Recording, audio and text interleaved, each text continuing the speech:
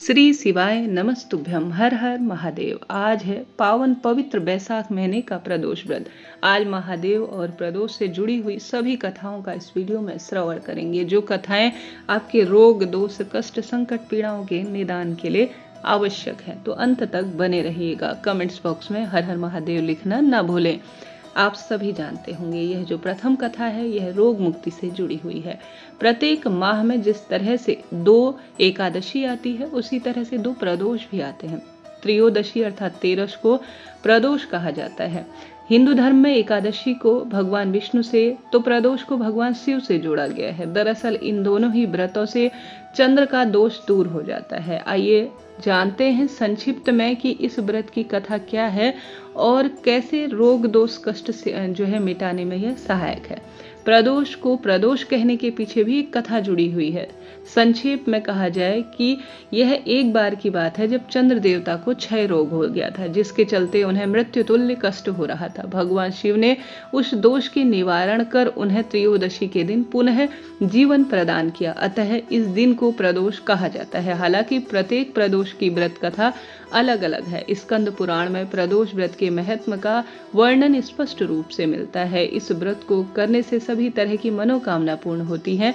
इसमें एक विधवा ब्राह्मणी ने सांडिल्य ऋषि की कथा के माध्यम से इस व्रत की महिमा का वर्णन किया। पद्म पुराण की एक कथा के अनुसार चंद्रदेव जो अपनी 27 पत्नियों में से सिर्फ रोहिणी से ही सबसे ज्यादा प्यार करते थे और बाकी 26 को उपेक्षित किया करते थे, तो उसके चलते उन्हें श्राप दे दिया गया था, जिसके चलते उन्हें कुष्ठ रोग हो गया था। ऐसे में अन्य देवी देवताओं की सलाह से उन्होंने भगवान शिव की आराधना की और जहां आराधना की वहीं पर एक शिवलिंग का स्थापन किया। शिवजी ने प्रसन्न होकर उन्हें न केवल दर्शन दिए बल्कि उन्हें कुष्ठ रोग भी ठीक होने का वरदान दिया। चंद्रदेव का एक नाम सोम है, इसलिए भगवान शिव को ही अपना नाथ स्वामी मानकर यहाँ तपस्या की, इसलिए इस स्थान का नाम सोमनाथ हो गया। हर हर महादेव। जो भी भक्तजन यह कथा सुन रहे हैं उसके भी समस्त रोगों का नाश करना। एक अन्य कथा के अनुसार एक नगर में 3 मित्र रहा करते थे, राजकुमार, ब्राह्मण कुमार और तीसरा धनिक कुमार। राजकुमार और ब्राह्मण कुमार विवाहित थे, परंतु धनिक पुत्र का भी विवाह हो गया, लेकिन गौना शेष रहा। एक दिन तीनों मित्र स्त्रियों की चर्चा कर रहे थे। ब्राह्मण कुमार ने स्त्रियों की प्रशंसा करते हुए कहा, नारीहीन घर भूतों का ढेरा है। धनिक पुत्र ने यह सुना तो तुरंत ही उसने अपनी पत्नी को लाने का निश्चय किया। तब धनिक पुत्र के माता पिता ने समझाया कि बेटा, अभी शुक्र देवता डूबे हुए हैं, ऐसे में बहु बेटियों को उनके घर से विदा करवा लाना शुभ नहीं है। लेकिन धनिक पुत्र ने एक भी बात नहीं सुनी और ससुराल सीधे पहुंच गया। ससुराल में भी सभी भक्तजनों ने उन्हें मना किया कि अभी यह ठीक नहीं है, लेकिन वह जिद पर अड़ा रहा और कन्या के माता पिता को उसकी पत्नी की आखिर विदाई करनी पड़ी। विदाई के बाद पति पत्नी शहर से निकले ही थे कि बैलगाड़ी का पहिया टूटकर बिखर गया और बैल की टांग भी टूट गई। दोनों को चोट बहुत आई, लेकिन फिर भी वह चलते रहे। कुछ दूर जाकर उनका पाला डाकुओं से पड़ा, जो उनका धन लूट कर ले गए। दोनों घर पहुंचे, वहां धनिक पुत्र को सांप ने डस लिया। उसके पिता ने वैद्य को बुलाया तो वैद्य ने बताया कि वह 3 दिन में मर जाएगा। जब ब्राह्मण कुमार को यह खबर मिली तो धनिक के पुत्र के घर पहुंचा, माता पिता को शुक्र प्रदोष व्रत करने की सलाह दी, जिससे कि पूर्ण रूप से स्वस्थता आती है और आरोग्यता और अकाल मृत्यु के भय को टाला जा सकता है, और कहा कि इसे पत्नी सहित वापस ससुराल भेज दे। धनिक ने ब्राह्मण कुमार की बात मानी और ससुराल पहुंच गया, जहां उसकी स्थिति ठीक हो गई। यानी शुक्र प्रदोष के महत्व से घोर संकट भी कट जाते हैं।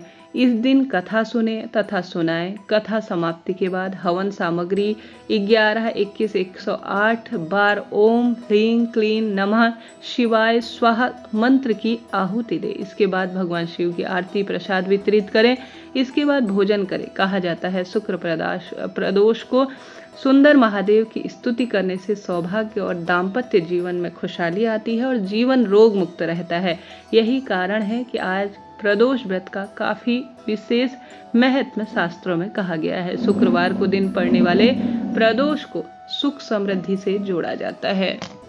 इसके अलावा श्रोताजनों, आज प्रदोष व्रत और महादेव की एक सुंदर कथा भी कही जाती है, जो कि अपने आप में अद्भुत है। प्राचीन काल में एक गरीब पुजारी हुआ करता था। उस पुजारी की मृत्यु के बाद उसकी पत्नी अपना भरण पोषण जो है विधवा स्वरूप में जिस तरह से कर रही थी, सभी इससे व्यथित थे। वह अपने पुत्रों के साथ जगह जगह भीख मांगती, शाम तक घर वापस आती थी। एक दिन उसकी मुलाकात विदर्भ देश के राजकुमार से हुई, जो कि अपने माता पिता की मृत्यु के बाद दर दर भटक रहा था। उसकी ये हालत पुजारी की पत्नी से देखी नहीं गई। वह उस राजकुमार को अपने साथ घर ले आई और पुत्र जैसा उसके साथ व्यवहार कर कर उसे प्रेम पूर्वक उसका पालन पोषण करती। एक दिन पुजारी की पत्नी अपने साथ दोनों पुत्रों को सांडिल्य ऋषि के आश्रम ले गई। वहां उसने ऋषि से शिवजी के प्रदोष व्रत की कथा तथा विधि जो है प्रेम पूर्वक सुनी और उसके मन को बड़ी संतुष्टि हुई तथा घर जाकर उसने भी वह प्रदोष व्रत करने का निर्णय लिया। एक बार दोनों बालक वन में घूम रहे थे। उसमें से पुजारी का बेटा तो घर लौट आया, परंतु राजकुमार वन में ही रह गया। उस राजकुमार ने गंधर्व कन्याओं को क्रीड़ा करते हुए देखा तो उसके मन में यह बात आई। उस कन्या का नाम अंशुमति था।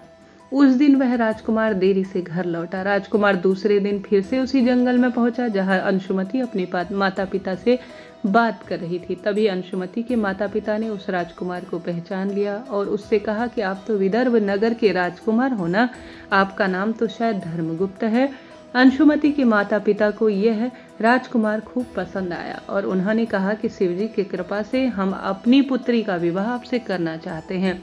आप क्या इस विवाह के लिए तैयार हैं? राजकुमार ने भी अपनी स्वीकृति दे दी और उन दोनों का विवाह संपन्न हुआ।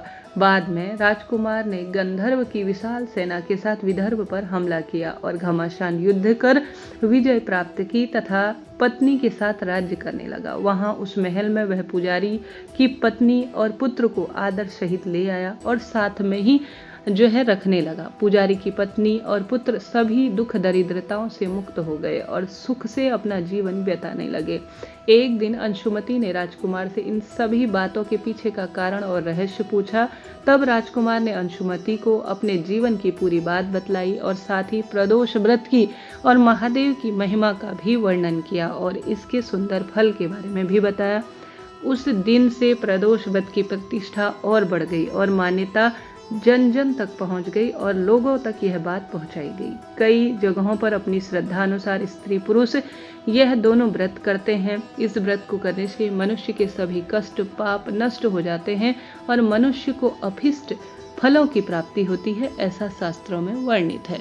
इसके साथ ही भक्तजनों, दिन बार के अनुसार अलग अलग व्रतों की महिमा भी कही गई है। जैसे कि रविवार के दिन आने वाला प्रदोष रवि प्रदोष कहलाता है। यह रोग मुक्ति और सभी तरह से कार्य बनाने में सहायक होता है। इस दिन शिवलिंग पर आप सभी को गेहूं जरूर समर्पित करने चाहिए। सोमवार के दिन आने वाला सोम प्रदोष व्रत कहलाता है, जो कि भाग्य उदय के लिए और चंद्रमा की कुंडली में स्थिति मजबूत बनाने के लिए सबसे सौभाग्य का दिन होता है। सोमवार के दिन पड़ने वाले प्रदोष में अगर आप मनोकामना कहते हुए शाम के समय प्रदोष काल में या पूरे दिन भर में चावल, दूध या सफेद वस्तु शिवलिंग पर चढ़ाते हैं तो बहुत अधिक इससे लाभ मिलता है। मंगलवार के दिन पड़ने वाले भौम प्रदोष के स्वरूप में जाना जाता है। यह रोग मुक्ति और व्यक्ति को उत्तम स्वास्थ्य देता है और कर्ज मुक्ति से साथ ही मंगल दोष के निवारण के लिए जाना जाता है। भक्तजनों, बुधवार के दिन जो प्रदोष पड़ता है उसे बुध प्रदोष कहा जाता है। यह सभी तरह की बल बुद्धि विद्या को देने वाला और सब कार्यों की सिद्धि के लिए जाना जाता है।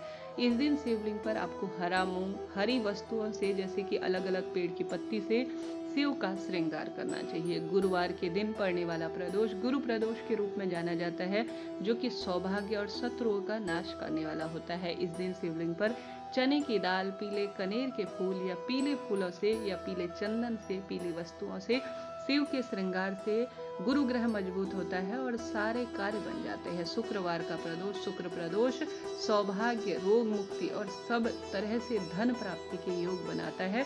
ऐसे में शुक्रवार के दिन आप सभी शुक्र प्रदोष पड़े तो चावल और कमल गट्टे का जल शिवलिंग पर जरूर चढ़ाए। शनिवार के दिन पुत्र पौत्र में वृद्धि और शनि राहु पितृ बाधा की मुक्ति के लिए शनि प्रदोष जाना जाता है। इस दिन काले तिल, काली मिर्च, काली लौंग इत्यादि से शिवलिंग का श्रृंगार करना चाहिए, शमी पत्र समर्पित कर कर। कुछ अधिक लाभ प्राप्त होता है अगर भक्तजन पार्थिव शिवलिंग का निर्माण प्रदोष व्रत के दिन करें और ज्यादा से ज्यादा घर के दरवाजे पर पीपल, आंवला, बड़ पेड़ के नीचे दीपदान करें तो महादेव प्रसन्न होते हैं। ज्यादा से ज्यादा महामंत्रों का जाप करने से भाग्य बदलता है। इस तरह से यह प्रदोष व्रत की जानकारी थी, मैंने आपको कथा के माध्यम से सुनाई, आपने सुना। आपका आभार और धन्यवाद। आपसे अनुरोध है, कमेंट्स करें, लाइक करें, शेयर करें।